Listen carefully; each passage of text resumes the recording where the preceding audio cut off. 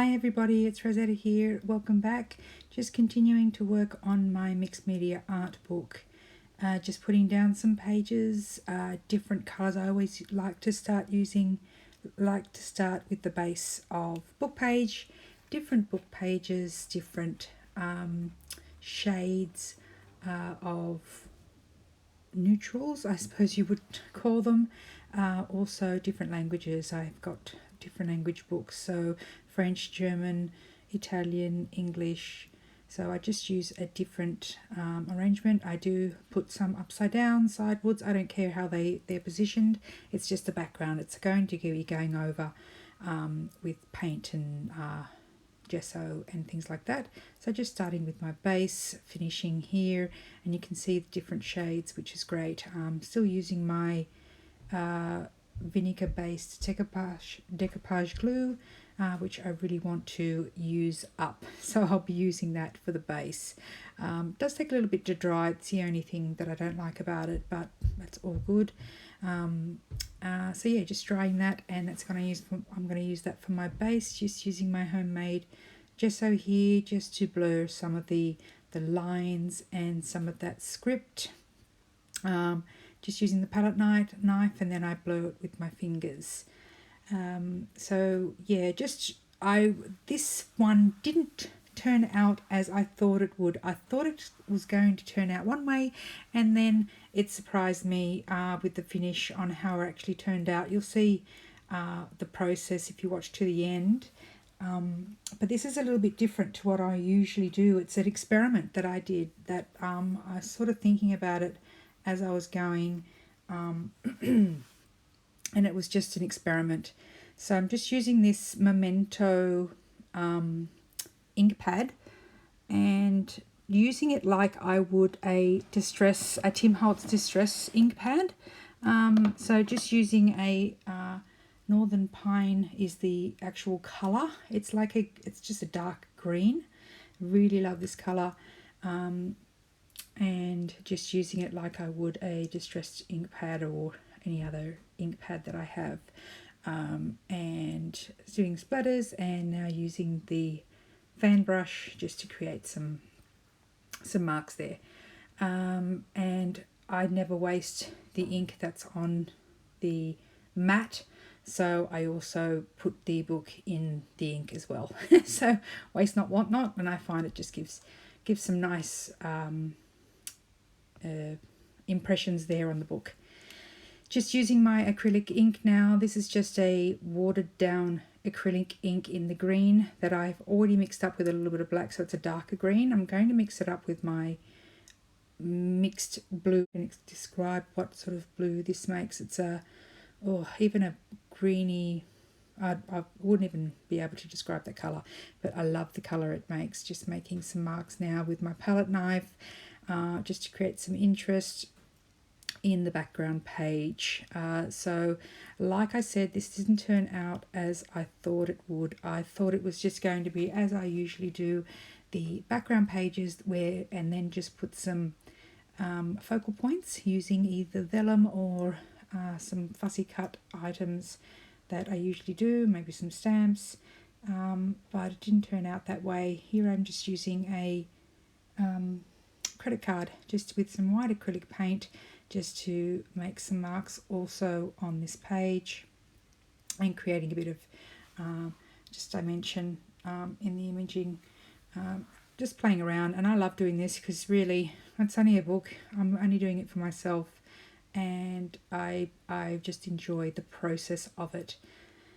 Now I'm going to go into some stenciling. So this is how I keep my stencils. I find this the easiest way. I recently just did this. Even with my bigger ones, I punched a hole in the top and I keep them all in the one go. I find that this keeping them this way, I use them more. I was keeping them in like a booklet with plastic sleeves, and I just never used it.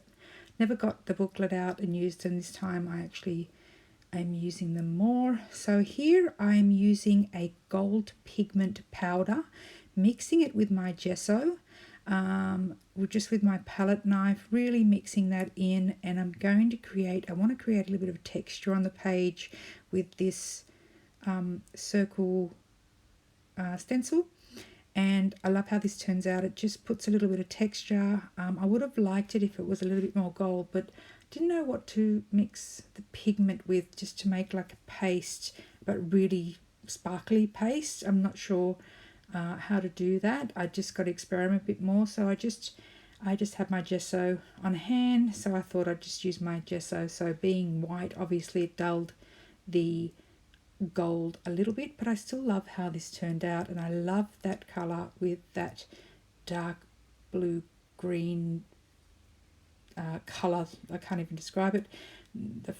Yeah, sort of like a dark forest green. But I really like the way that turned out. And this page is coming along really nicely. Here I am using, I think, Memento again in the black. Yeah, Tuxedo Black in the Memento. Yeah, so just using this with my blending little brush and doing some stencils there. Making some, I don't have a flower stencil. I'd need to get myself a flower one. I want to get one that's like thin flower stencil. I haven't really been looking, but that's the sort of thing I wanted, but this is the only one I had on hand. Not sure how I like the way that turned out, but that's how it turned out. Just using, I wanted to create a bit more texture on the page using this packing paper that you get. Didn't end up actually creating the texture. I ended up flattening it out. And that's fine. I still really like the way it turned out. Now, the reason I'm telling you this is really this background. It is a background page, and you'll see what I do with it in the end. This is it. This is the thing that I actually stopped the video and I came back to it because I didn't know what to do with this page, didn't know what to use as a focal point. Then I thought, okay, I use Vellum as focal points, and I thought I have Vellum pages printed out that I haven't used in a long time, and I thought I'm going to cover the whole thing with an A4 Vellum page. Here I am just trying to choose which one I want, and I go with this one, and I love the crowns. I love crowns and keys and things like that, and I mean it is a little bit dark, but I just really like it, and so I chose that, and I'm going to now stick this down using the same glue, decoupage glue, so hoping that it works. Like I said, this is an experiment. It does sort of wrinkle a little bit, but I actually like the texture of that when it's put down.